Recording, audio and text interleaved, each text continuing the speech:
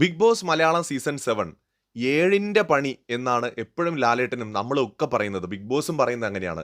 ഏഴിന്റെ പണിയാണ്. പക്ഷെ അവിടെ ഒളിഞ്ഞിരിക്കുന്ന എട്ടാമത്തെ പണി, ആ പണിയാണ് അനീഷ്. ഒരു സംശയം വേണ്ട, ആ പണി നിങ്ങൾ അനുഭവിച്ചേ പറ്റൂ എന്ന് ലാലേട്ടൻ ഇന്ന് പറയാതെ പറഞ്ഞു.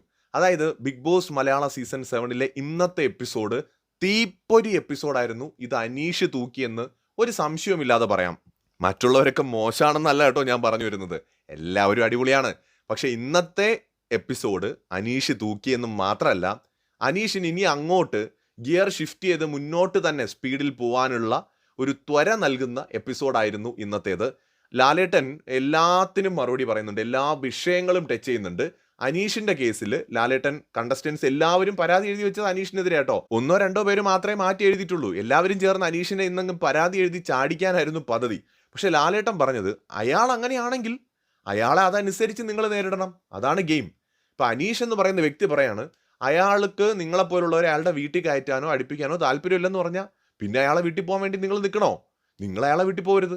അയാൾക്ക് നിങ്ങളോട് സംസാരിക്കാൻ താല്പര്യമില്ലെങ്കിൽ നിങ്ങൾ എന്തിനാണ് പോകുന്നത്? നിങ്ങളെ മൈൻഡ് ചെയ്യാത്ത ഒരാളോട് ഫുഡ് കഴിച്ചോ ചോറുണ്ടോ എന്ന് പോയി അന്വേഷിക്കേണ്ട കാര്യമില്ലല്ലോ.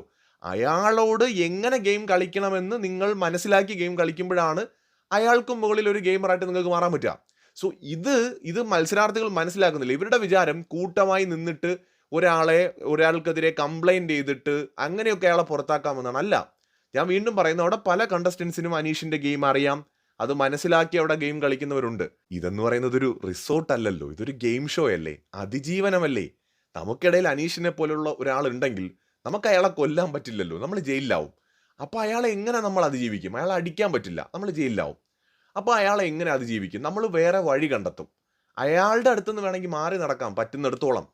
അയാളെ അല്ലെങ്കിൽ എവിടെ നമുക്ക് അയാളെന്ന് പറയുന്ന വ്യക്തിയെ ട്രിഗർ ചെയ്യാൻ പറ്റും, എവിടെ ബ്രേക്ക് ചെയ്യാൻ പറ്റും, നമ്മൾ നോക്കും, വഴികൾ ആലോചിക്കും. നമ്മൾ അങ്ങനെയാണല്ലോ ഒരു സാഹചര്യത്തെ കൈകാര്യം ചെയ്യേണ്ടത്. അല്ലാതെ നമുക്ക് ഇടിച്ചും പിടിച്ചും കുത്തിയും അല്ലെങ്കിൽ പുറത്തിറങ്ങി ആളെ വെച്ച് തല്ലിച്ചോ ഒന്നും ചെയ്യാൻ പറ്റില്ല. അതൊന്നും ഒന്നിനും പരിഹാരമല്ലല്ലോ.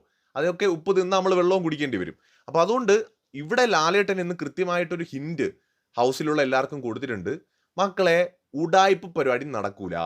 നിങ്ങൾ അടി കൂടെ കഴിഞ്ഞ സീസണിൽ പലപ്പോഴും പലരെയും കൂട്ടമായി ചേർന്ന് പുറത്താക്കിയതുപോലെ അനീഷിനെ എവിടെ നിന്ന് അങ്ങ് റാഞ്ചാം, അല്ലെങ്കിൽ നമ്മുടെ പുറത്തെ ആൾബലം വെച്ചിട്ട് അനീഷിനെ റാഞ്ചാം, അങ്ങനെ ഒന്നും നടക്കൂല. അവിടെ ഗെയിം കളിച്ച് നിങ്ങൾക്ക് പോവാം. പറ്റൂല്ലെങ്കിൽ എൻ്റെ അടുത്തോട്ട് വരാൻ. അനീഷിനെ സഹിക്കാൻ നിങ്ങൾക്ക് ബുദ്ധിമുട്ടാണെങ്കിൽ എൻ്റെ അടുത്തോട്ട് വന്നോ, അല്ലെങ്കിൽ അയാൾക്കെതിരെ ഗെയിം കളിക്ക്. ബിഗ് ബോസ് വീട്ടിൽ ബിഗ് ബോസ് പറയുന്ന ഏഴിന്റെ പണി നമുക്ക് മനസ്സിലായി. എട്ടാമത് ഒളിഞ്ഞിരിക്കുന്ന പണി അത് അനീഷാണ്. ഇത് വേറെ ലെവൽ പണിയാണ്, ഇത് എട്ടിന്റെ പണിയാണ്. അങ്ങനെയാണെങ്കിൽ എന്തായാലും നമുക്ക് നോക്കാം ഇനി മുതൽ എങ്ങനെയാണ് ഹൗസ് മേറ്റ്സ് ഗെയിം കളിക്കുക എന്നുള്ളത്. കൂടുതൽ അപ്ഡേറ്റുകളുമായി വീണ്ടും വരാം.